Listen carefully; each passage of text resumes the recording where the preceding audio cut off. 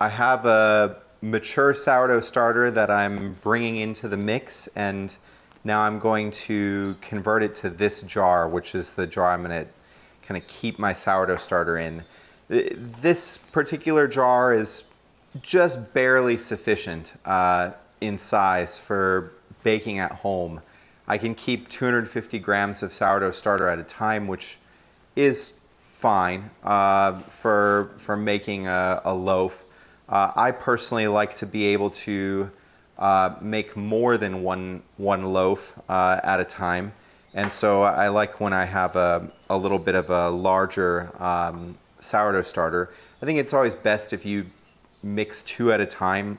You get twice as much repetition at once, and since you're not baking like a professional baker in the thousands or hundreds or at least dozens every day, that extra loaf will literally double the rate of practice that you get, and you have someone to share that bread with. It's the start of your growth journey in baking. So for that, I'm going to make 500 grams of sourdough starter, which in this jar is literally the halfway point.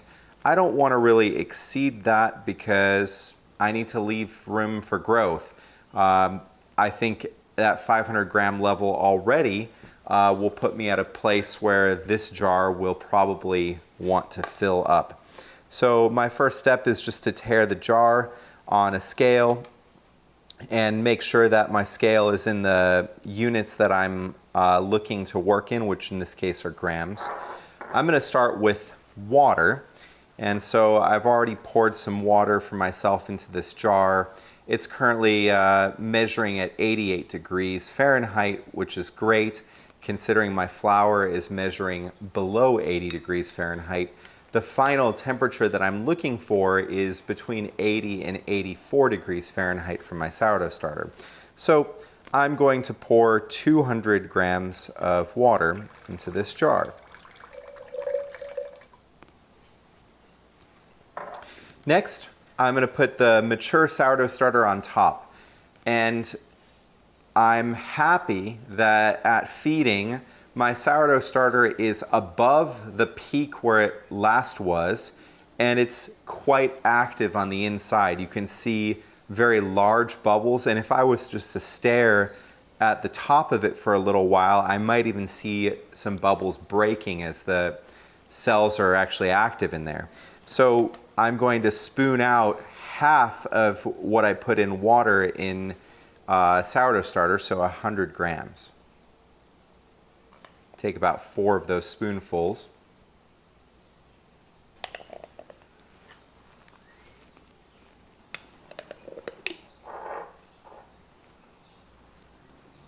I overdid it by 10 grams, and really I don't have to be too worried if that happens. It would have been fine to be 10 grams over with no ill effects on the final starter. The last step is the flour, and so I'll also add 200 grams of flour to the mix. Now I'm using a strong white bread flour. If this happens to you at home with your jar, just simply get the extra flour that didn't make it into the jar off your scale so it's not affecting what you're putting in the jar. Sometimes, I don't know if it's just me coming from a bakery setting where I'm used to working in 5-gallon buckets, I struggle to make it into the small jar. Okay, so now this is a 1-2-2 feeding. 1 part sourdough starter and 2 parts flour, 2 parts water. I'm now going to go ahead and give it a mix. My goal in mixing it together is to fully incorporate the flour. So when I'm looking at the resulting mixture, I'm not seeing flour, I'm seeing more of a batter. At the time that I feed it, the smell is mostly of flour. So I'm mostly just getting the activated smell of when flour sort of meets water. Maybe you would equate that smell with dough, but you sort of lose any kind of acidity in the smell or sharpness in the smell when first being fed. And so that is a fully fed sourdough starter. What I'm going to do next is just simply clean up my bowl a little. You can use a spatula to accomplish this. Now this particular contraption of a device, it has this interesting built-in band where you can indicate what day and time it is. So I can basically indicate when I fed it, and my rule of thumb is whatever band is around my sourdough starter, I'm going to put it such that the top of that band is at the top of the contents line. And that way over time I can actually measure and see the growth or the fall rate of that sourdough starter.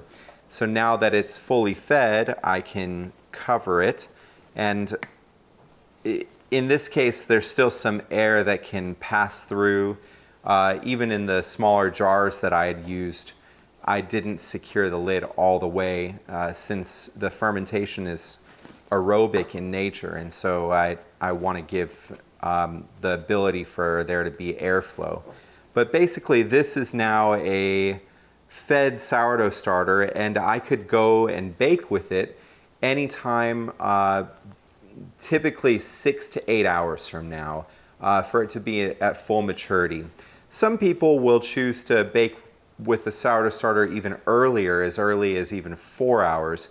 I personally think that that's not the ideal time to bake, but if you're looking for a more mild sourdough, you could consider trying with a younger starter. I'm going to set this one aside now ambiently, and to maintain it, I'm going to choose to put it in the fridge. The time to put this in the fridge would be when you already start to see some rise. I'll put this in the fridge in about 5 hours. What that will do is it will trap the sourdough starter at its peak activity and slow down the rate of fermentation almost to a crawl. And I'll be able to preserve the sourdough starter at that kind of peak level for up to a couple days. Meaning I could, in theory, pull it out of the fridge in the next couple days and bake with it without having to feed it again.